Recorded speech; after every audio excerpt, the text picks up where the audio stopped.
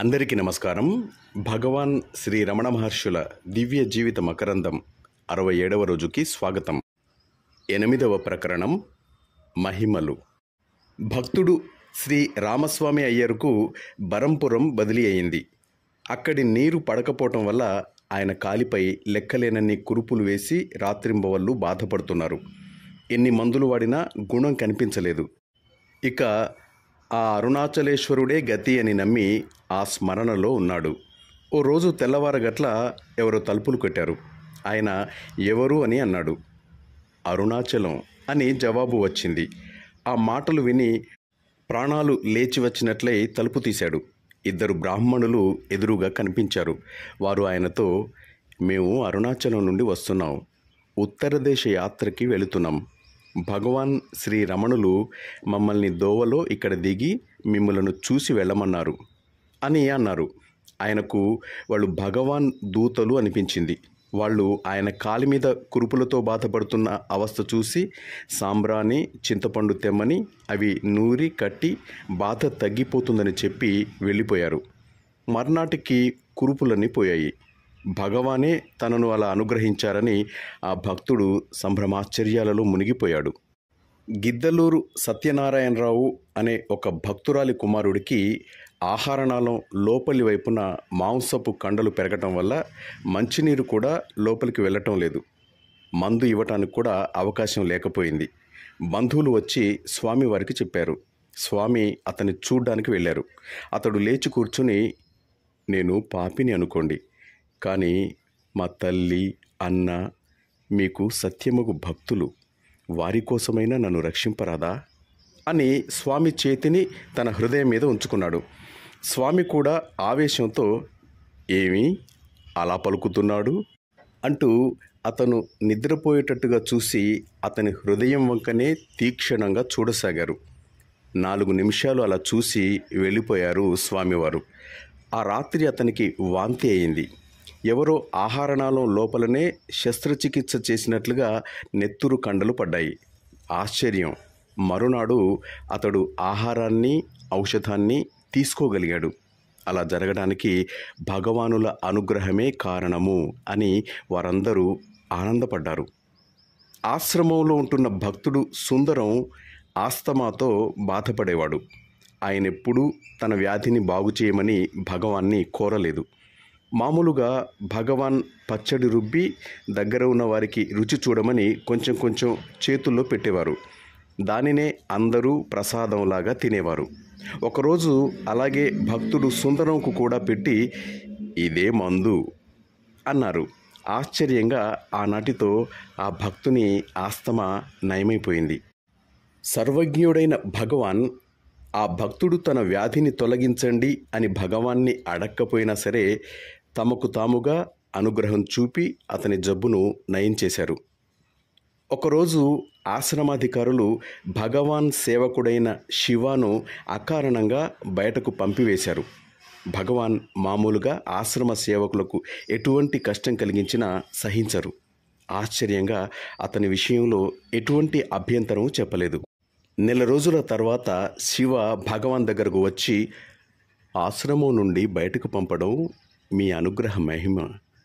నేను సరాసరి మా ఊరు వెళ్ళాను. దారిలో నా బంధువులు ఎదురై నా తండ్రి మృత్యుముఖంలో ఉన్నట్టు వారు నాకు టెలిగ్రామ్ ఇవ్వడానికి బయలుదేరుతున్నట్టు చెప్పారు.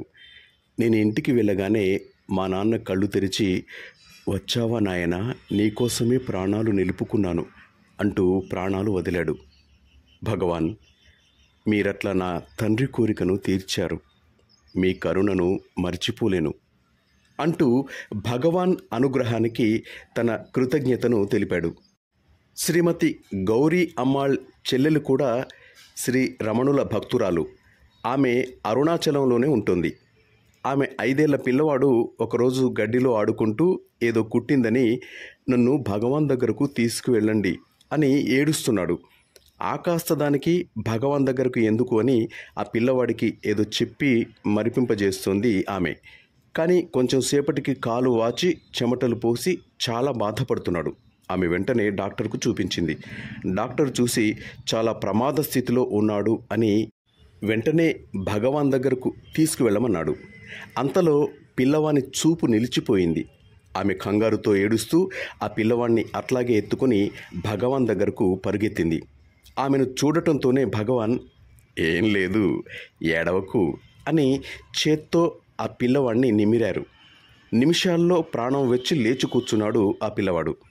ఆమె శ్రీ భగవానుల అనుగ్రహానికి ఆనంద సాగరంలో మునిగిపోయింది.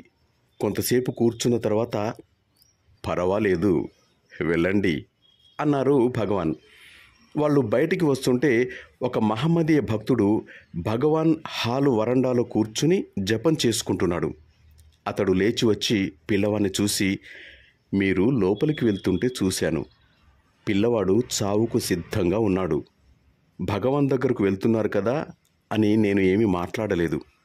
ఇప్పుడు పిల్లవాడు బతికాడు. అయినా లోపల విషయం నిలవకుండా మంత్రం వేస్తాను" అని మంత్రం వేసి పంపాడు ఆ మహమ్మదీయ భక్తుడు.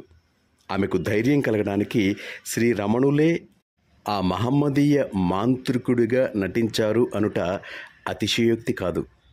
1937 అక్టోబర్ 31వ తేదీన భక్తుడు జీవి సుబ్బరామయ్య రెండేళ్ల కుమార్తెకు 2 సార్లు ఫిట్స్ వచ్చాయి. మొదటిసారి కన్నా రెండోసారి మరీ ఎక్కువగా వచ్చింది.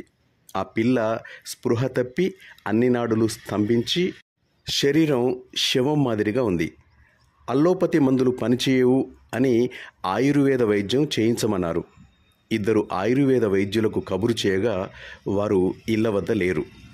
అటువంటి విపత్తు సమయంలో ఆయన దృష్టి అక్కడే ఉన్న భగవాన్ ఫోటోపై వాలింది. సాష్టాంగ ప్రమాణం చేసి భగవాన్ని తన బిడ్డకు ప్రాణభిక్ష అనుగ్రహించమని వేడుకొన్నాడు. తన బిడ్డను రక్షించవలసిందిగా భగవానులను అర్థిస్తూ అర్జెంటు తంతిని ఆశ్రమానికి పంపాడు. ఆ తంతి సాయంకాలం 7 గంటలకు ఆశ్రమానికి చేరుతుందని చెప్పారు. సరిగ్గా ఆ సాయంకాలం 7 గంటలకు ఆయుర్వేద వైద్యులు 2 ఒకేసారి బిడ్డను చూడ్డానికి వచ్చారు. అదే సమయంలో ఆయన స్నేహితుడొకరు వచ్చి, "ఇదిగో బిడ్డకు రమణ భగవానుల ప్రసాదము" అని చెప్తూ ఒక కవరు ఇచ్చాడు. అక్కడికి వచ్చిన వైద్యులిద్దరూ సంప్రదించుకొని మందులిచ్చి ప్రాణభయం లేదు అని చెప్పి అక్కడి నుంచి వెళ్ళారు. మర్నాటి రాత్రి ఆ బిడ్డ పక్కన నిద్రపోతున్న సమయంలో ఆయనకు ఒక కల వచ్చింది. ఆ స్వప్న వివరాలు ఆయన ఈ విధంగా చెప్పారు. "నేను శ్రీ రమణ భగవానుల హాలులో ఉన్నాను. శ్రీ భగవానులు యథాప్రకారం దిండుపై ఆనుకొని కూర్చున్నారు. వారి ఎదుట నల్లని వర్ణంతో క్రూరమైన చూపులు కలిగి పర్వత ఆకారంలో ఉన్న ఒక మనిషి నిలుచున్నాడు. శ్రీ భగవానులు తమ చూపుడు వేలుతో అతన్ని హాలు వదిలి వెళ్ళిపోమని 3 సార్లు సైగ చేశారు. అతను ఆ ప్రకారమే ప్రథమ ద్వారం గుండా వెళ్ళిపోయాడు. నన్ను భగవాన్ దగ్గరకు పిలిచి, 'నీ బిడ్డకు ఎలా ఉంది?' అని అడిగారు. 'మీ అనుగ్రహం వల్ల నెమ్మదించింది' అన్నాను. 'నీ బిడ్డకు తప్పక ఆరోగ్యం కలుగుతుంది, భయపడకు' అంటూ తన చేతితో నా వీపు మీద తట్టారు భగవాన్. ఆ స్పర్శలో నాకు తన్మయ ఆనందాలు కలగ్గా ఆ వెంటనే ఆ కల కరిగిపోయింది. ఆ మర్నాడు రమణాశ్రమం నుండి, "నీ బిడ్డపై భగవానుల అనుగ్రహం పూర్ణంగా ఉంది. ఆమె తప్పక కోలుకుంటుంది. నీవు భయపడవలదు" అని నా తంతికి జవాబు కూడా వచ్చింది. ఆ సంవత్సరం క్రిస్మస్ సెలవుల్లోనే నేను ఆశ్రమానికి వెళ్ళాను.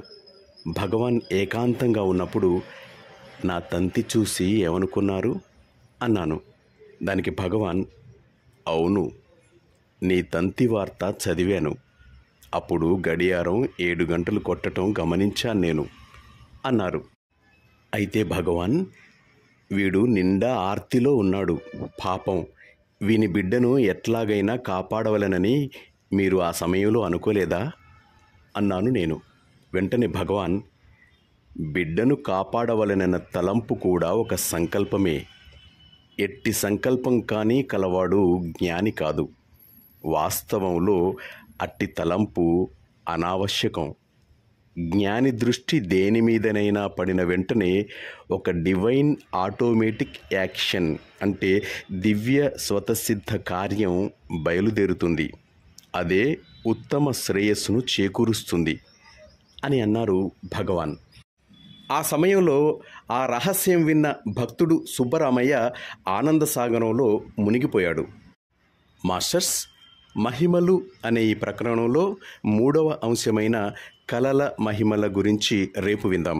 అంతవరకు సెలవు తీసుకుంటూ మీ నవీన్, వరంగల్.